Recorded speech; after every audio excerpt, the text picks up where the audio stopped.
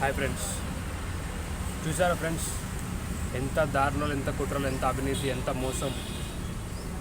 ఆ అమ్మాయి ఇంకా కోల్కతా డాక్టర్ కేసు ఇంకా నడుస్తూనే ఉంది. సిబిఐ కూడా లైవ్ డిటెక్టర్ టెస్ట్లో ఫెయిల్ అయింది. అయితే ఆ అమ్మాయి చనిపోయిన తర్వాత 13 గంటలకి ఎఫ్ఐఆర్ ఫైల్ అయింది. అయితే అక్కడ లా అండ్ ఆర్డర్స్ ఏం చెప్తున్నాయంటే ఆ అమ్మాయిని చంపేసి మొత్తం ఆధారం లేకుండా చేయమని చెప్తున్నాయి. అయితే ఇప్పుడు ఈ మెడికల్ కానీ పోలీస్ డిపార్ట్మెంట్స్ కానీ సమాజం అంతా అంటే ఈ సొసైటీ మొత్తం దేవాలయంగా పూజించే అట్లాంటి మెడికల్ అండ్ పోలీస్ డిపార్ట్మెంట్సే ఇంత దారుణానికి పాల్పడితే మళ్ళీ ఇప్పుడు దేశంలో ఉన్న కామన్ మ్యాన్ పరిస్థితి ఏంటి?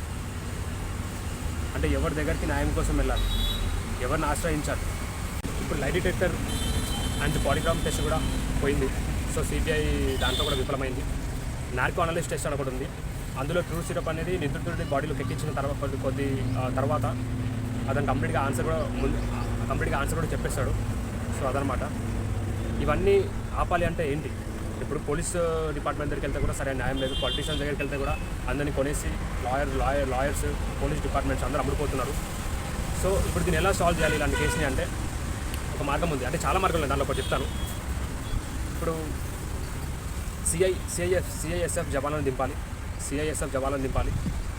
వాళ్ళు డైరెక్ట్గా వచ్చి ఈ కేసుని డీల్ చేసి అప్పుడే ఈ ప్రైవేట్ హాస్పిటల్స్లో ఈ సిఐఎస్ఎఫ్ జవాన్లను దింపితేనే ఇట్లాంటి ప్రైవేట్ మెడికల్ హాస్పిటల్స్లో ఎన్నెన్ని దారుణాలు జరుగుతున్నాయో మొత్తం దేశమంతా ఇండియాలో అన్నీ ఎంక్వైరీ చేయండి. వాళ్ళు వస్తేనే వీళ్ళకి భయం పుడుతుంది, వాళ్ళే సరైన న్యాయం చేయగలుగుతారు. ఇక్కడ లోకల్ పోలీసులు ఇక్కడ వాళ్ళు ఆ లంచాలకు అమ్ముడిపోయి ఎటువంటి న్యాయం చేయకూడకుండా ఇన్ని రోజులుగా దీన్ని ఈ విధంగా ఇబ్బంది పెడుతూ మనుషులని ఒక పొలిటీషియన్ ఇన్ఫ్లుయెన్స్తో వీళ్ళు వెనుక ఉండడం జరుగుతుంది. సో అప్పుడే కరెక్ట్ ఆధారాలు దొరుకుతాయి. మీరు పోలీస్ డిపార్ట్మెంట్ కూడా నమ్మకండి.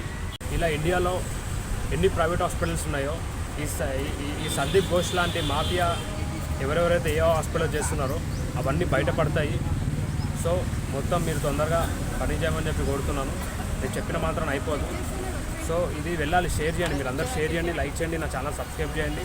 యాక్చువల్గా ఇప్పుడు మనం ఎలా దీన్ని చర్యలు తీసుకోవాలి అంటే ప్రతి హాస్పిటల్స్లో ఉన్న ప్రైవేట్ హాస్పిటల్స్లో సందీప్ ఘోష్ లాంటి వ్యక్తులు, మాఫియా వాళ్ళు ఇవన్నీ ఆర్గన్స్ని అమ్మడం కానీ ఇట్లా చాలా ఎన్నో బిజినెస్ దందా జరుగుతుంది. ఇప్పుడు మెడికల్ హాస్పిటల్స్ కానీ పోలీసులు కానీ ఇవన్నీ గుడి తర్వాత దేవాలయాలుగా పూజించే మనుషులకి ఇప్పుడు ఎటువంటి న్యాయం జరగట్లేదు. మొత్తం ఎక్కడ చూసినా కల్తీ, ఎక్కడ చూసినా దందాలు నడుస్తూనే ఉన్నాయి. అసలు సరి అయిన ఒకటి కూడా మంచి అనేది లేదు. అసలు జస్టిస్ అనేది ఇల్లీగల్ అయిపోయింది మన ఇండియాలో. ఇలా ఎందుకు చేయాలని చెప్తున్నానంటే ప్రతి హాస్పిటల్స్లో కరోనా నుంచి ఒక బిజినెస్గా మారింది. హాస్పిటల్కి వెళ్ళిన వాళ్ళు ఇంకా అనారోగ్యంతో తిరిగి వస్తున్నారు, చనిపోయి ఇంటికి తిరిగి వస్తున్నారు. ఎంతోమంది చనిపోయారు. ఈ దాదాపుగా లాస్ట్ 5 years చూసుకుంటే ఎంతోమంది చనిపోయారనమాట. సో దయచేసి హాస్పిటల్స్ పైన మీరు ఎంక్వైరీ చేయండి. ప్రతి హాస్పిటల్ చిన్న హాస్పిటల్ నుంచి పెద్ద ప్రైవేట్ హాస్పిటల్స్ దాకా అందరికీ న్యాయం జరిగేలాగా చేయమని చెప్పి కోరుతున్నాను. Thank you very much. మీరు ఇచ్చేస్తాను రాయండి.